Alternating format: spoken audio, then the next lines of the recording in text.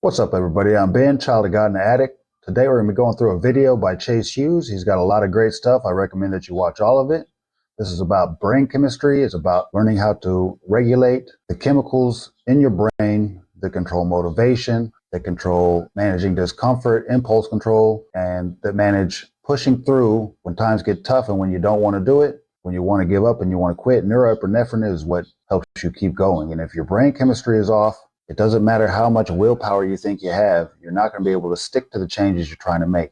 The most important thing in recovery, but also for people who aren't trying to get over an addiction, for people who are just trying to make improvements in their life, the most important thing is identity shift. I think there's a ton of really high quality bullshit out there about goal setting and discipline and how to change your own behavior. If your brain does not have the raw materials to produce motivation and focus and emotional regulation, there is no mindset on earth or meditation program in the world that's ever going to save you, ever.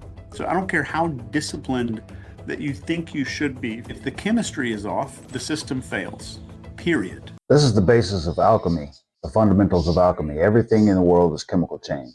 You breathe in, you breathe out, that's chemical change. You eat food, that's chemical change. You go to the gym or you sit on your ass and scroll through YouTube shorts, chemical change.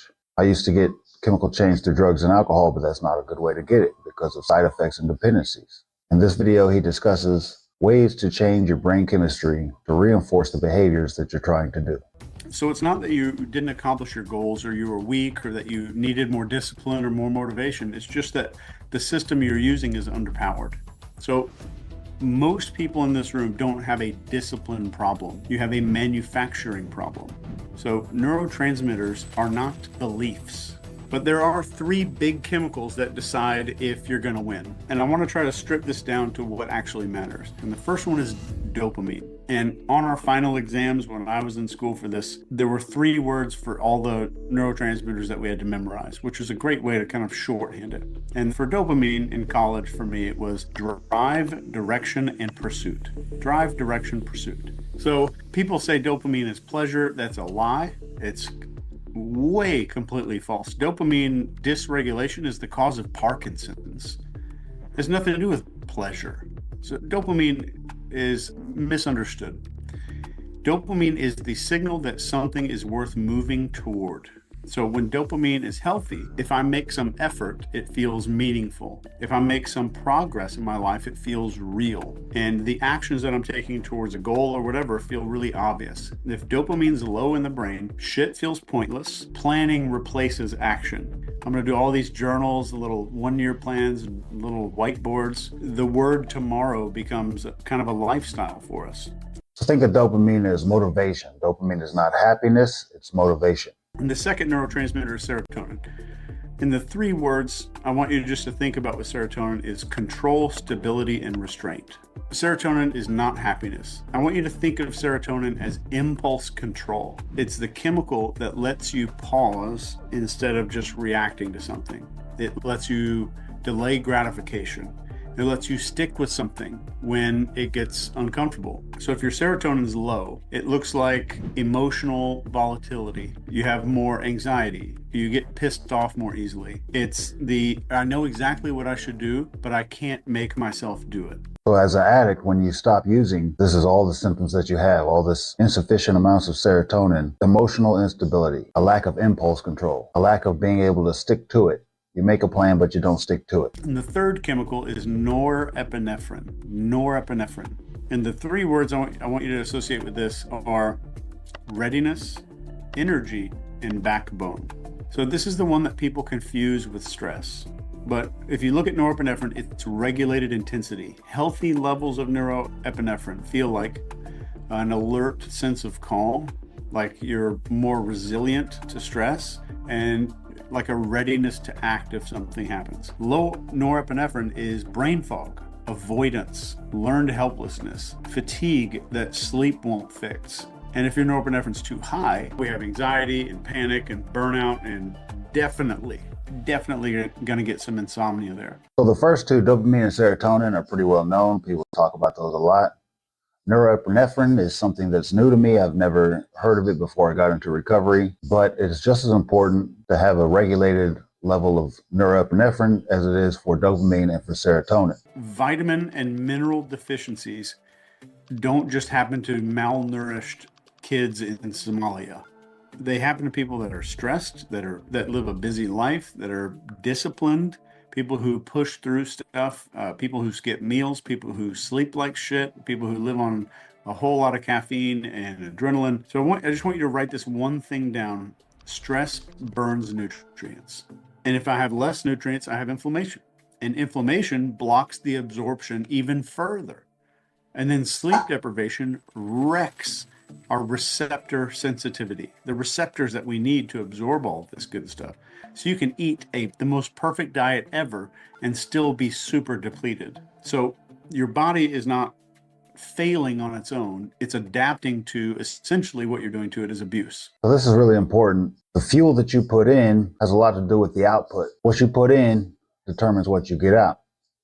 But what he's saying here is that stress, high levels of stress, can block the receptors for dopamine, serotonin, neuroepinephrines. So even if you're eating healthy, even if you're putting good fuel in, you might not be able to absorb it. You might have vitamin deficiencies. You might still be dysregulated, even though you're putting nothing but good stuff in. You're not being able to receive all the benefits of that because of your high levels of stress. Let me say the lie out loud in a way that makes total sense for you.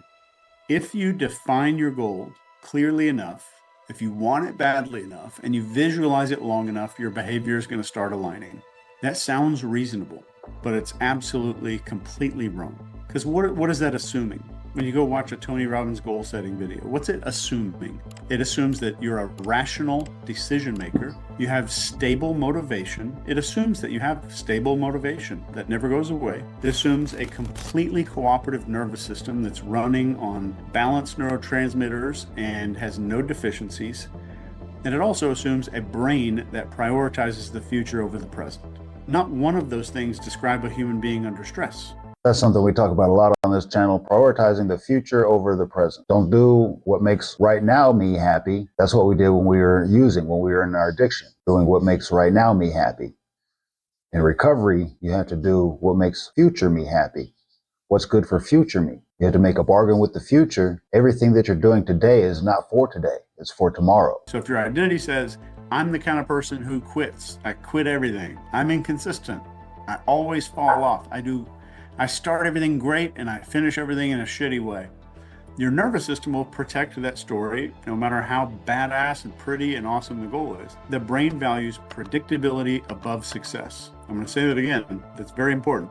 The brain values predictability over success. Let me slaughter one more sacred cow here. Willpower is a myth, and people call it a trait. He's got good willpower, have high or low. Willpower is a temporary chemical state, and that's all it is. And when you hear all these people out there saying, well, I just need more discipline, what they're really saying is you should override biology indefinitely.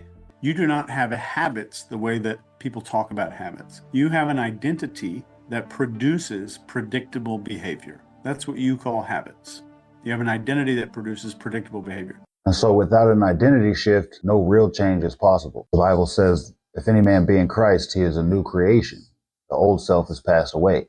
And so that's one identity shift. If your identity shifts to being a Christian, to being a follower of Christ, then your actions will show that you have drawn closer to him, that you are following in his footsteps. There's all kinds of identity shifts. For me, this relates to when I work out and when I don't work out. Whenever I go, the first couple of times I go is very hard. It's very difficult to find the motivation to go. I have to force myself to go. But then after I start going, after a couple of times of going to the gym, it feels good and I want to keep doing it. If I take more than 2 days off, then I start the cycle all over again.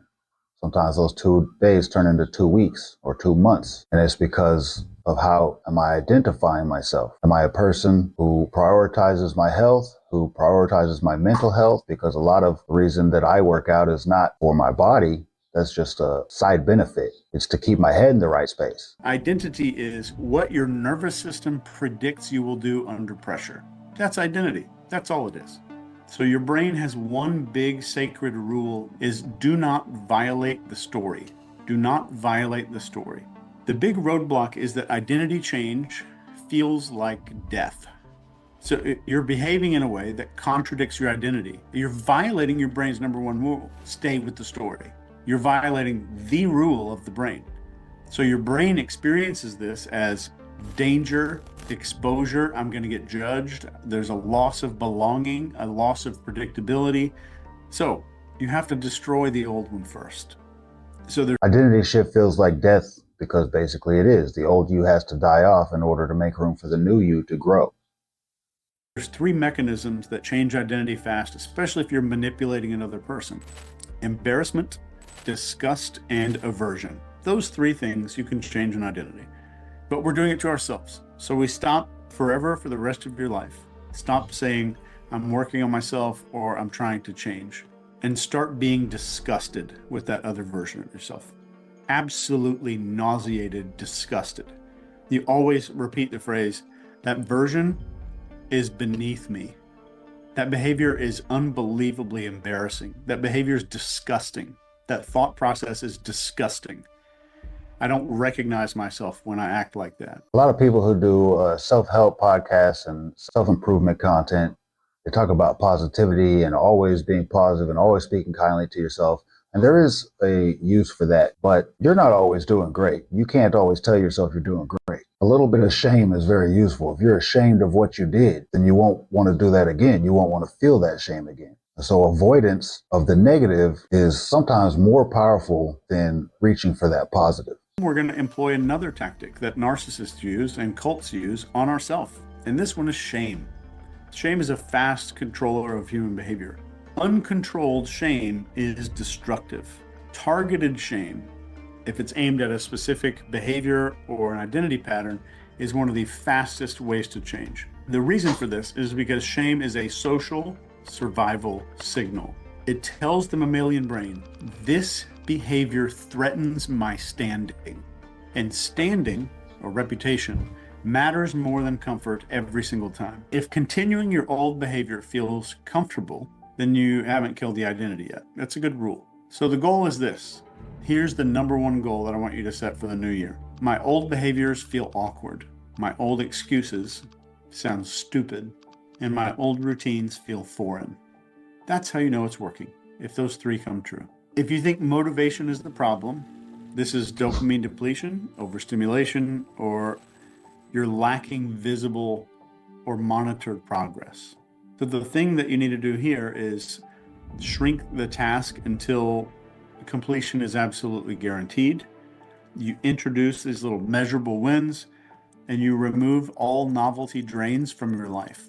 So this is what Jordan Peterson talks about. You're not aiming low enough. If you're not meeting your goals, it's because you're not aiming low enough. What is something that you would do, that you could do? It doesn't matter how small or minuscule it seems, as long as it's something that you will do and that you will complete and that you will achieve that goal. Set your goal small. Don't have one big lofty goal. Have a series of small goals that are easily attainable. And every time you reach one of those markers, one of those milestones, you get a little dopamine hit, you get a little bit of motivation to keep going. This is called a dopamine ladder. If discipline collapses the moment you have some kind of stress, this is likely serotonin instability, poor sleep. The fix here is just behavioral routines at fixed times and eliminate choices during any high stress period.